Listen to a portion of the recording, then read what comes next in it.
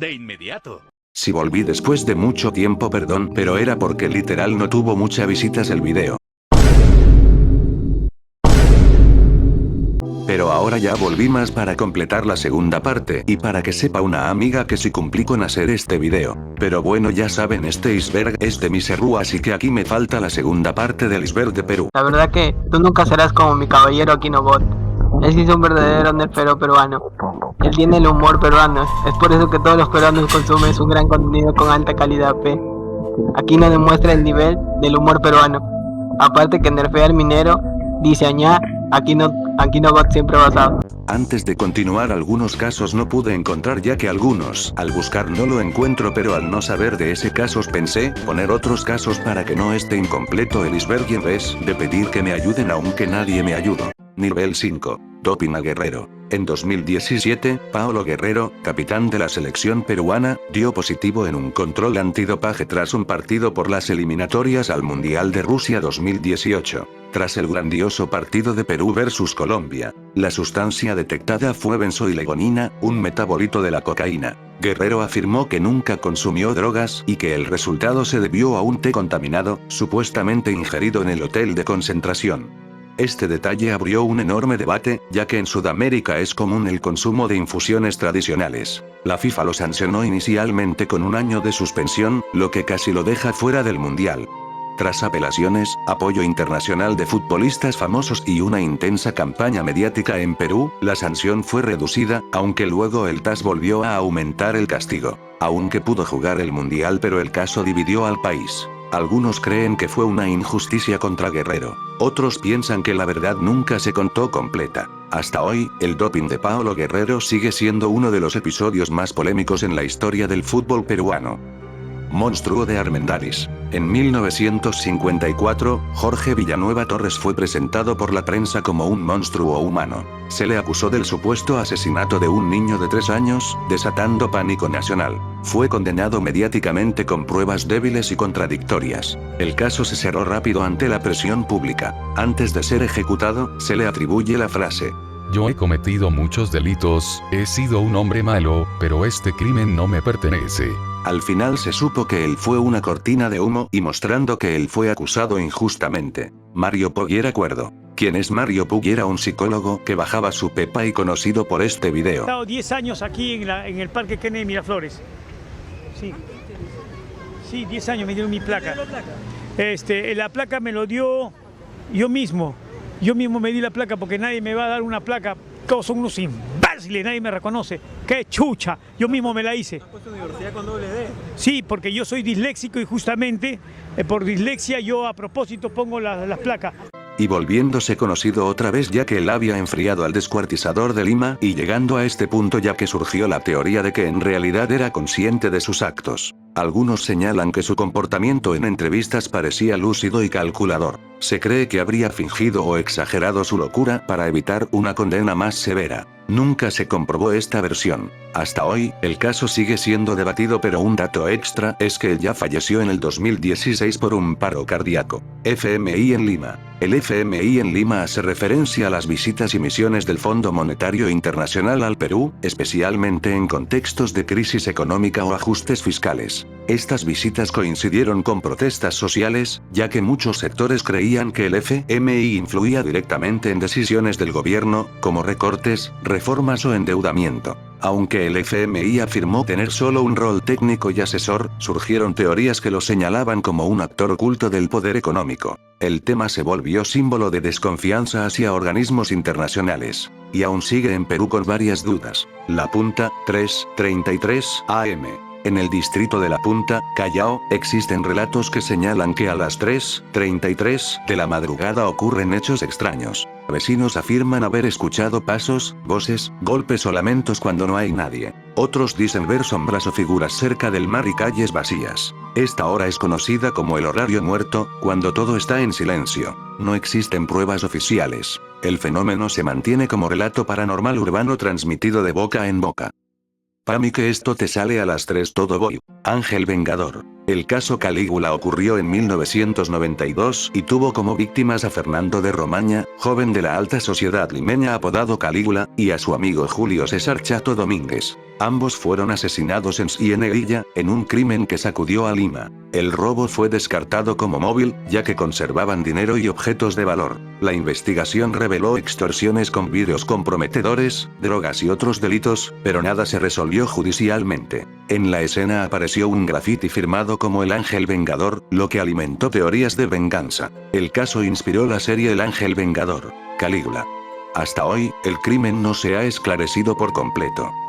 Escarchó 4.209.000. Escarchó 4.209.000 es un código o nombre extraño que aparece en foros, comentarios antiguos y teorías de internet peruanas. No tiene un origen claro ni una explicación oficial. Algunos creen que es un código policial, militar o experimental. Otros piensan que fue solo un término inventado que se volvió viral en espacios conspirativos. Y otras teorías son para construcción o de venta de chuño. Nunca se encontró documentación que confirme su significado. Por eso quedó como un misterio digital, conocido solo por pocos. Estación Pirámides del Sol. Aunque lo haya buscado, me sale más sobre el tren, así que agarre otro caso. Sarita Colonia y los milagros no reconocidos. Sarita Colonia fue una joven peruana fallecida en 1940 que, con el tiempo, se convirtió en una santa popular no reconocida por la iglesia. Su devoción creció de manera espontánea, sobre todo entre presos, migrantes y sectores marginados, quienes aseguran haber recibido milagros y protección. Su tumba se transformó en un lugar de peregrinación constante. La Iglesia Católica nunca aprobó oficialmente su culto, considerándolo ajeno a la canonización formal. Esto alimentó la idea de que su reconocimiento fue bloqueado o ignorado. Para el pueblo es una santa real. Para las instituciones, una figura no oficial. Nivel 6. El caso de Peredo en Colombia no me sale y por eso busqué otro tema y es vuelo Faucet 251. El 29 de febrero de 1996, el vuelo Faucet 251 salió de Lima rumbo a Arequipa con 123 personas entre pasajeros y tripulación. Durante la aproximación nocturna al aeropuerto Rodríguez Bayón, el avión descendió antes de tiempo creyendo que ya estaba alineado con la pista. En realidad, la aeronave se encontraba fuera de ruta y terminó impactando contra el Cerro Palomar, a más de 3,800 metros de altura. La investigación reveló errores de la tripulación, mala interpretación de instrumentos y deficiencias en los sistemas de ayuda a la navegación del aeropuerto. El mal clima y la geografía complicada de Arequipa empeoraron la situación. Esto nos deja ver cómo un mal manejo puede causar esto. Sacrificios en el SIN. Durante el régimen de Alberto Fujimori, 1990-2000, el Servicio de Inteligencia Nacional, SIN, estuvo rodeado de un fuerte hermetismo y temor público. En ese contexto surgió el rumor de que dentro de sus instalaciones se practicaban rituales o sacrificios, supuestamente ligados a la búsqueda de poder o control. Estas versiones se alimentaron por la imagen oscura de la institución y la figura de Vladimiro Montesinos, asociada a corrupción y abuso de poder. Nunca aparecieron pruebas, documentos ni testigos confiables que confirmaran estos hechos. Con los años, el caso se interpreta como una leyenda urbana política, nacida del miedo colectivo y la desconfianza hacia el Estado. Más que hechos reales, refleja el clima psicológico de una época marcada por el autoritarismo. El virreinato sigue existiendo. Según esta teoría, la República del Perú heredó intactas muchas estructuras del virreinato, solo cambiando nombres y símbolos. Las élites coloniales habrían asegurado su poder mediante matrimonios, herencias y control económico, manteniéndose fuera del foco público. El Estado, bajo esta mirada, funcionaría como una fachada moderna mientras las decisiones reales se toman en círculos cerrados. Algunos creen que apellidos históricos y viejas fortunas siguen influyendo en política, justicia y medios. La falta de reformas profundas tras la independencia alimenta esta narrativa. No hay pruebas directas, pero la teoría persiste como una lectura alternativa de la historia peruana. Diablo en San Juan del Lurigancho. En San Juan del Lurigancho, una de las leyendas urbanas más conocidas habla de lo ocurrido en la discoteca Señor Botija, hace más de una década. Según el relato, una noche llegó un hombre muy elegante, atractivo y carismático, que rápidamente llamó la atención dentro del local. Comenzó a bailar con una joven y, mientras lo hacía, varios asistentes notaron algo extraño. Sus pies parecían patas de cabra o su rostro cambiaba de forma. El pánico se apoderó del lugar y muchas personas salieron corriendo. El mito afirma que la discoteca cerró poco tiempo después y que la joven involucrada desapareció o perdió la razón. Nunca hubo denuncias ni pruebas, pero la historia sigue viva como una de las leyendas más perturbadoras de San Juan del Lurigancho. El San Cristóbal es un volcán. El mito del San Cristóbal como volcán dormido se volvió más persistente porque el cerro está atravesado por fracturas naturales que, tras sismos fuertes, generan ruidos, deslizamientos y grietas nuevas. Vecinos antiguos del Rímac afirmaban que el cerro crujía por las noches y que algunas piedras salían tibias después de movimientos telúricos. Esto dio pie a la creencia de que existía actividad interna no reconocida oficialmente. Otros relacionaron el mito con la idea de que Lima está sobre un suelo inestable, y que el cerro sería un punto débil de la ciudad. La presencia de la cruz gigante fue interpretada simbólicamente como una protección espiritual ante un peligro oculto. La geología descarta totalmente un volcán, pero el mito persiste porque mezcla miedo sísmico, tradición oral y la necesidad de explicar lo desconocido. Polvos azules, sótano. Polvos Azules, el lugar donde puedes comprar tus cosas más barato o de segunda mano y un buen lugar para comprar videojuegos, pero el sótano de Polvos Azules esconde algo oscuro y más que se parece a backrooms. Existirían sótanos o niveles subterráneos no registrados. Según fuentes de personas, estos espacios se habrían usado como venta de contenido ilegal, reuniones clandestinas o incluso rituales extraños. El rumor se reforzó por la historia informal del lugar, redadas policiales y la falta de planos públicos claros. Trabajadores y excomerciantes afirmaron que existían accesos restringidos o pasadizos cerrados. Nunca se presentó evidencia oficial ni registros que confirmaran los sótanos. Algo curioso es que a veces cuando estaba en Polvos Azules con mi familia y estaba en el sótano sentía como una sensación extraña, ya que las tiendas ya estaban cerradas y verdaderamente sí da algo de miedo. Nivel 7, Puente de los Suicidos. El puente Eduardo Villena Rey, ubicado en Miraflores, fue construido en 1968 para conectar el malecón con la bajada Balta. Durante las décadas de los 80 y 90, su gran altura hizo que fuera tristemente asociado a episodios trágicos, ganándose un apodo que marcó su reputación. La constante cobertura mediática reforzó ese estigma y convirtió al puente en un símbolo urbano delicado. En 2004, se instalaron pantallas de policarbonato como medida preventiva, lo que redujo drásticamente los incidentes y cambió por completo su imagen. Hoy, el puente es un punto turístico clave, rodeado de parques y vistas al mar, y un ejemplo de cómo la intervención urbana puede transformar un lugar marcado por su pasado. Eva Bracamonte es inocente. Este caso tiene que ver con el asesinato de Miriam Pfeffer. En el video pasado el nombre de Eva Bracamonte se convirtió en uno de los más polémicos del Perú tras el asesinato de su madre, Miriam Pfeffer, en 2006. De un momento a otro, pasó de ser una joven universitaria a estar en el centro de uno de los juicios más mediáticos del país. La fiscalía la acusó de ser la autora intelectual del crimen, señalando como posibles motivos una mala relación familiar y el beneficio económico de la herencia. En 2012 fue condenada a 30 años de prisión.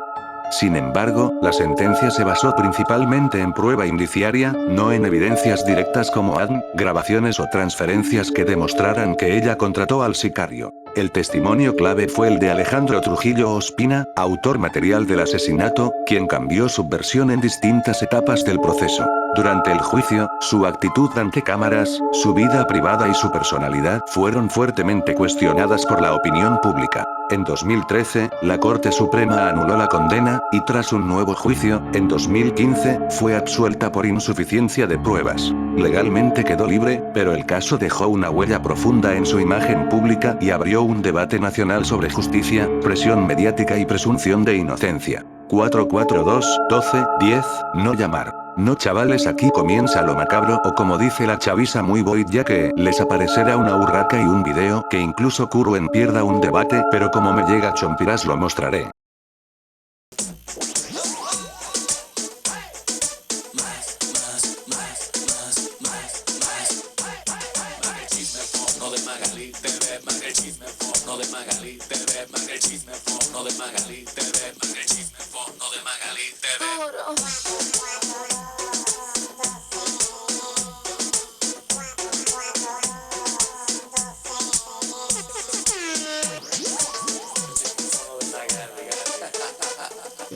Perú vs Colombia 2017. El partido Perú vs Colombia de 2017 ocupa un lugar especial en el iceberg del fútbol peruano.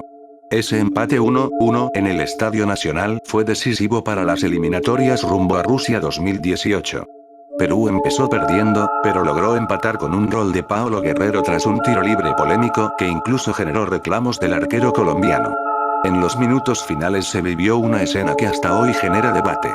Varios jugadores de ambos equipos conversaban en el campo, mientras el resultado beneficiaba a los dos. Colombia clasificaba directo y Perú aseguraba el repechaje. Muchos hablaron de un pacto, aunque oficialmente nunca se comprobó nada irregular. Dinosaurios en Lurín. En Lurín no existe ningún registro oficial ni científico que confirme el hallazgo de dinosaurios.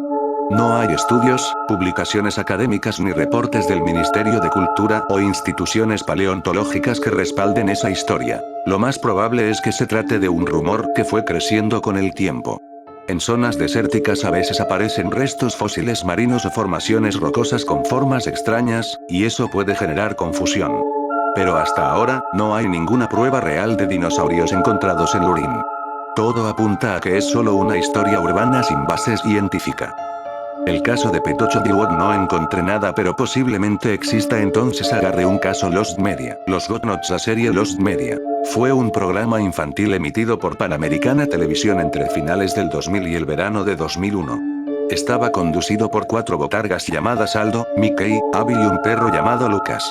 Visualmente parecía un show común para niños. Colores llamativos, bromas simples y presentación animada. Pero lo extraño estaba en el contenido. Dentro del bloque se transmitían series como Neon Genesis Evangelion y South Park, producciones dirigidas a adolescentes y adultos. En el caso de South Park, se utilizó un doblaje especial suavizado. Cambiaban nombres, eliminaban insultos y reemplazaban palabras fuertes por sonidos para hacerlo más apto para televisión abierta. El programa fue cancelado abruptamente en 2001. Una teoría apunta a posibles problemas de derechos por el parecido con Dead Genius. Otra versión señala decisiones internas del canal por temas de presupuesto y producción. Durante casi 20 años no existieron fotos ni vídeos en internet, lo que lo convirtió en uno de los casos de Lost Media más curiosos de la televisión peruana, hasta que en 2019 aparecieron pruebas que confirmaron que realmente sí existió. Otra vez no pude encontrar este caso de Butchasing en Rizzo, así que agarré de Hotel y Sheraton. El 30 de mayo de 2016, una adolescente logró subir hasta la azotea del Sheraton Lima Hotel y Convention Center, ubicado en el centro de Lima. Durante varios minutos permaneció sentada en el borde del piso 20, mientras decenas de personas observaban desde abajo y grababan la escena con sus celulares. Las imágenes se viralizaron casi de inmediato. La joven no era huésped del hotel. Según se informó después, habría ingresado aprovechando un descuido en áreas internas, lo que dejó en evidencia fallas en los controles de seguridad. Mientras la situación se desarrollaba, en redes sociales comenzaron a circular teorías de todo tipo. Algunas personas afirmaban notar detalles extraños en los vídeos, hablando incluso de presencias o elementos paranormales relacionados con el lugar. Sin embargo, no existe ninguna prueba que respalde esas versiones. Fueron interpretaciones nacidas de la tensión del momento y de la rápida difusión en Internet. El caso terminó convirtiéndose en un ejemplo claro de cómo un hecho delicado puede transformarse en mito digital cuando la información circula sin contexto completo. Nivel 8. Esposa de Ricardo Morán. La frase esposa de Ricardo Morán es en realidad una referencia irónica. Ricardo Morán es abiertamente homosexual y nunca ha tenido esposa, por lo que la expresión juega justamente con la inexistencia de esa figura en su vida personal. En redes sociales, este tipo de comentarios suele usarse como broma o sarcasmo, especialmente cuando alguien menciona algo que claramente no existe. Morán, además, es padre de 2 hijos mediante gestación subrogada y ha hablado públicamente sobre su rol como padre soltero. Por eso, cuando se menciona la esposa de Ricardo Morán, se trata más de un chiste o meme que de una realidad.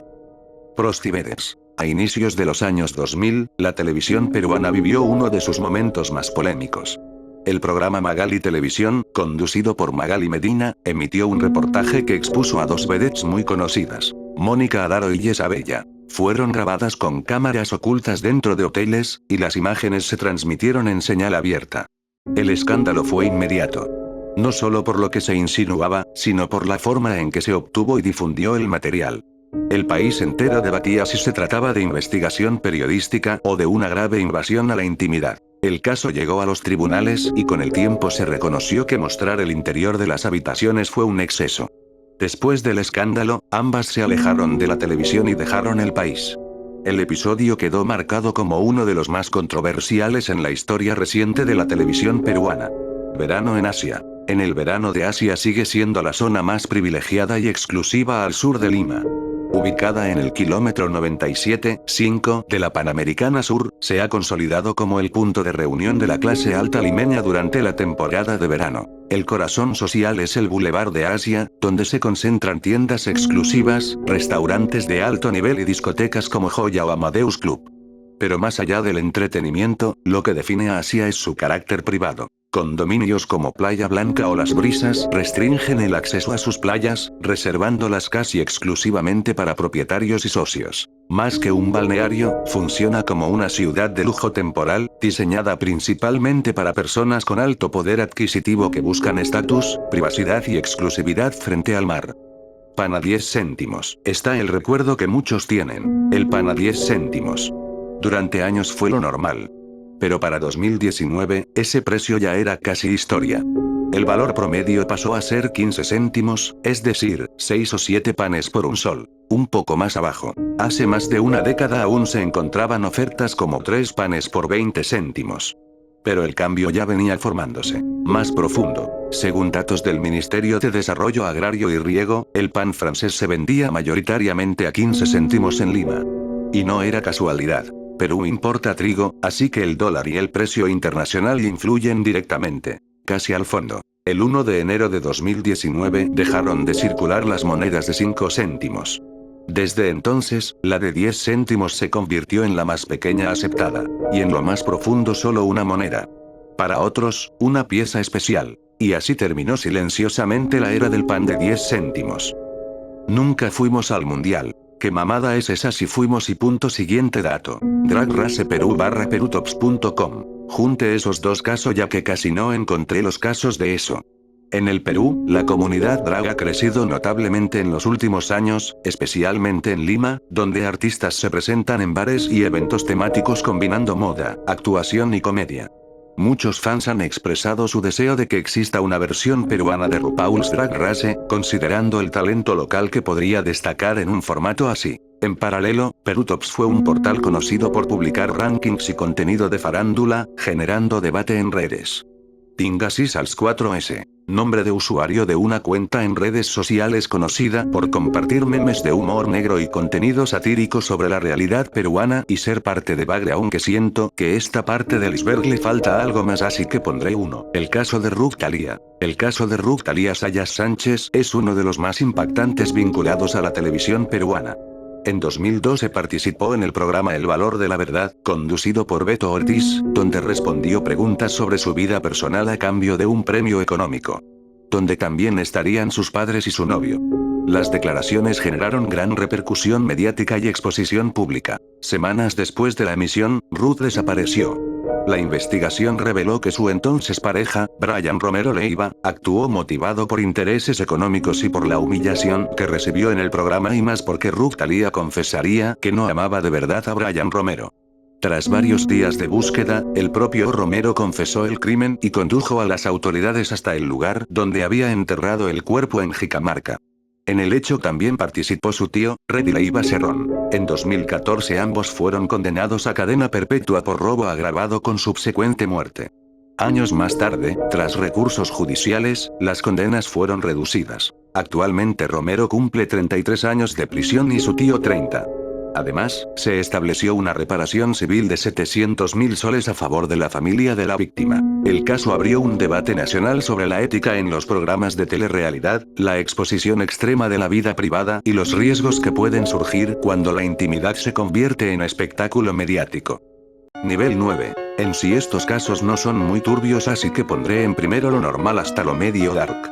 Henry Spencer, Dr. Monique. En sí lo que pude encontrar habla de un usuario de un blog que habla de la farándula peruana y supuestamente era el terror de los famosos de Perú en esos tiempos, pero el caso que habla sobre Henry Spencer es de que es posible que sea él por estas en esa época y estar en la televisión peruana. Esto es lo que pude encontrar, pero sí es algo interesante. Toñi Sonte es heterosexual. No es hetero. Toñi Sonte, Toño Rodríguez, se identifica abiertamente como gay. El popular reportero y actor peruano ha compartido detalles sobre su orientación sexual en diversas entrevistas, mencionando incluso que su hijo de 34 años tiene conocimiento de ello y mantiene una relación de respeto con él. Además, es una figura reconocida dentro de la comunidad LGBTQ en Perú y ha trabajado como transformista en lugares emblemáticos. Y en Sitoñi Sonte no es hetero. Zumba y Messi. En 2012, durante un partido de eliminatorias entre Perú y Argentina en el Estadio Nacional del Perú, ocurrió un momento que mezcló fútbol y reality. Alejandro Benítez, más conocido como Zunda, integrante del programa Combate, tenía un reto impuesto por la producción: lograr que Lionel Messi enviara un saludo diciendo "Combate es bacán". Al finalizar el encuentro, que terminó 1-1, Zumba burló la seguridad e ingresó al campo con un peluche en la mano para acercarse al jugador argentino. Sin embargo, Messi estaba reclamando decisiones arbitrales y lo ignoró completamente, dándole la espalda. En segundos, personal de seguridad intervino y retiró a Zumba del campo. El momento se volvió viral y quedó como uno de los episodios más recordados donde la televisión peruana cruzó límites en pleno evento deportivo internacional. Hay que admitirlo, eso fue muy surreal. PPK, Zodiac Killer. La supuesta conexión entre Pedro Pablo Kuczynski y el Zodiac Killer no es una teoría real, sino un meme de internet. La broma nació como una adaptación peruana de un famoso chiste político en Estados Unidos que afirmaba, de manera absurda, que el senador Ted Cruz era el asesino del Zodíaco, a pesar de que los crímenes comenzaron antes de que él naciera. En foros y redes sociales peruanas, algunos usuarios replicaron el formato del meme, señalando en tono sarcástico que PPK vivió en Estados Unidos durante la época de los crímenes, entre 1968 y 1969. También mencionaban, exagerando, un supuesto parecido físico en fotos antiguas. Sin embargo, no existe ningún vínculo real ni investigación que lo relacione con el caso. El asesino del Zodíaco sigue siendo uno de los misterios criminales más conocidos de Estados Unidos, con sospechosos históricos, pero nunca el expresidente peruano. Todo forma parte del humor conspirativo típico de Internet. Polos rojos en el Parque Kennedy. En el corazón de Parque Kennedy circula desde hace años un rumor peculiar, el llamado Código del Polo Rojo. Según esta leyenda urbana, un joven sentado en las bancas del parque, vistiendo una camiseta roja, estaría enviando una señal discreta relacionada con el comercio sexual masculino, conocido en la jerga limeña como fleteo. No hay letreros. No hay anuncios. Solo el color como supuesto mensaje silencioso. El rumor sostiene que esta señal estaría dirigida principalmente a mujeres mayores, las llamadas tías, aunque también a otros hombres. La historia comenzó a tomar fuerza por antiguos reportajes y estudios sociales que señalaban a Miraflores como punto de encuentro nocturno para actividades clandestinas. Pero no existe ningún código confirmado. Hoy el parque cuenta con vigilancia constante, serenazgo y cámaras las 24 horas. En realidad, la mayoría de personas con polo rojo son simplemente turistas o vecinos. Lo demás es parte del imaginario urbano limeño.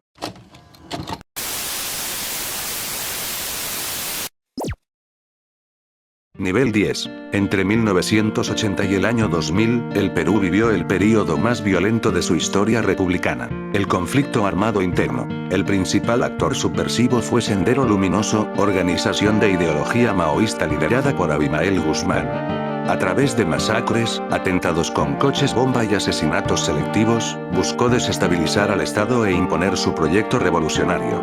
Se le atribuye más de la mitad de las víctimas del conflicto. También actuó el movimiento revolucionario Tupac Amaru, conocido como MRTA, que realizó secuestros y ataques armados, aunque con menor impacto letal. Por su parte, el Estado peruano respondió con fuerzas policiales y militares. Sin embargo, en el marco de la lucha antisubversiva, también se cometieron graves violaciones a los derechos humanos contra poblaciones civiles. El conflicto se inició el 17 de mayo de 1980, con la quema de ánforas electorales en Chuschi, Ayacucho. Un punto decisivo ocurrió en 1992, cuando el GEN capturó a Guzmán, marcando el inicio del debilitamiento de Sendero. Según la Comisión de la Verdad y Reconciliación, el saldo fue de aproximadamente 69.000 víctimas fatales, en su mayoría campesinos quechua hablantes de la sierra rural. Aunque la pacificación se consolidó hacia el 2000, las heridas sociales y económicas aún forman parte de la memoria colectiva del país. El incendio de Utopía. El 20 de julio de 2002, Lima vivió una de las tragedias más dolorosas de su historia reciente. El incendio de la discoteca Utopía, ubicada dentro del Jockey Plaza. Aquella madrugada murieron 29 jóvenes y más de 50 personas resultaron heridas. El fuego comenzó alrededor de las 3:15 am, durante un espectáculo de barman que utilizaba antorchas. Una llama alcanzó el falso techo y, en cuestión de minutos, las llamas se expandieron rápidamente. El local no contaba con materiales ignífugos y tenía decoración altamente inflamable. Las negligencias fueron determinantes. Utopía operaba sin licencia de funcionamiento y no disponía de extintores operativos, alarmas contra incendios, rociadores automáticos ni señalización adecuada para las salidas de emergencia. La evacuación fue caótica. Esa noche se realizaba la llamada fiesta zoo, donde había animales exóticos como un león, un tigre y un chimpancé en jaulas, lo que incrementó el desconcierto y el pánico entre los asistentes. Con el paso de los años, el proceso judicial se convirtió en una larga batalla para los familiares de las víctimas. Uno de los dueños fue extraditado en 2020 para cumplir condena por homicidio culposo, mientras que el otro permanece prófugo. Más de 2 décadas después, el caso Utopía sigue siendo símbolo de negligencia empresarial, fallas en la fiscalización y una herida que aún persiste en la memoria colectiva del país. La corrupción en el Perú no es un fenómeno reciente. A lo largo de su historia republicana, distintos gobiernos han estado marcados por escándalos que han debilitado la confianza ciudadana en el Estado. En la década de 1990, durante el gobierno de Alberto Fujimori, salió a la luz una de las redes de corrupción más grandes del país. Su asesor de inteligencia, Vladimiro Montesinos, grabó en video pagos ilícitos a congresistas, empresarios y dueños de medios de comunicación. Los llamados Vladivideos evidenciaron cómo se compraban favores políticos y control mediático desde el poder. Años más tarde, el caso Odebrecht reveló un esquema internacional de sobornos para obtener millonarios contratos de infraestructura. En el Perú, las investigaciones alcanzaron a expresidentes como Alejandro Toledo, Ollanta Humala, Pedro Pablo Kuczynski y Alan García, marcando un hecho sin precedentes en América Latina. Pero la corrupción no se limita a grandes casos presidenciales. También afecta a gobiernos regionales, municipalidades y entidades públicas, impactando directamente en obras inconclusas, hospitales sin equipamiento y servicios básicos deficientes. Las consecuencias han sido profundas. Crisis políticas constantes, presidentes vacados, protestas ciudadanas y una creciente percepción de impunidad. Aunque se han creado fiscalías especializadas y mecanismos de transparencia, la lucha contra la corrupción sigue siendo uno de los mayores retos para fortalecer la democracia y recuperar la confianza en las instituciones del país. El Perú va mal en peor. En los últimos años, el Perú se ha convertido en una expresión frecuente entre ciudadanos que perciben un deterioro constante en la política y en la institucionalidad del país. Desde la renuncia de Pedro Pablo Kuczynski en 2018, el país ha atravesado una etapa de inestabilidad casi permanente, teniendo 7 presidentes en 10 años. La vacancia de Martín Vizcarra en 2020 generó una ola de protestas que evidenció la profunda desconfianza hacia el Congreso. Posteriormente, el gobierno de Pedro Castillo estuvo marcado por confrontaciones constantes, acusaciones de corrupción y una fuerte polarización política. Su destitución en diciembre de 2022 dio paso al gobierno de Dina Boluarte, en medio de protestas y cuestionamientos a la legitimidad del sistema político. Pero la crisis no solo se ha reflejado en el Ejecutivo. El Congreso también ha sido escenario de polémicas.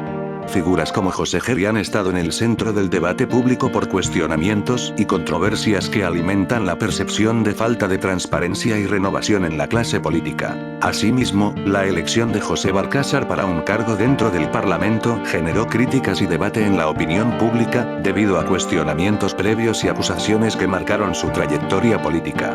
Para muchos ciudadanos, este tipo de decisiones refuerza la idea de que el sistema prioriza acuerdos internos antes que la meritocracia o la confianza pública. A esto se suma el incremento de la inseguridad ciudadana, el avance del crimen organizado y la sensación de que las reformas estructurales no avanzan con la rapidez necesaria. Sin embargo, el Perú también ha demostrado resiliencia histórica. Tras crisis anteriores, logró estabilizar su economía y recuperar crecimiento. La gran pregunta es si esta etapa será superada como un ciclo político más, o si estamos frente a una crisis más profunda que requiere transformaciones institucionales reales. La percepción de que el país va de mal en peor no solo responde a hechos políticos, sino al desgaste acumulado de una ciudadanía que exige cambios concretos y mayor responsabilidad en el ejercicio del poder. Bueno, gracias por haberse quedado hasta el final del video. Sé que no habrá sido una buena edición, pero hice todo lo que pude con mi conocimiento del Free Fire, pero ya dejando la joda a un lado, este video me costó mucho y me encantaría si dejaran un like y nada más, porque suscribirse no los veo capaz. Pero es posible que haga más videos capas en shorts de temas que me gusten, pero ya acabando el video darle también las gracias a una personita que me insistió con el video, así que ya cumplí y lo hice. Así que hasta la próxima.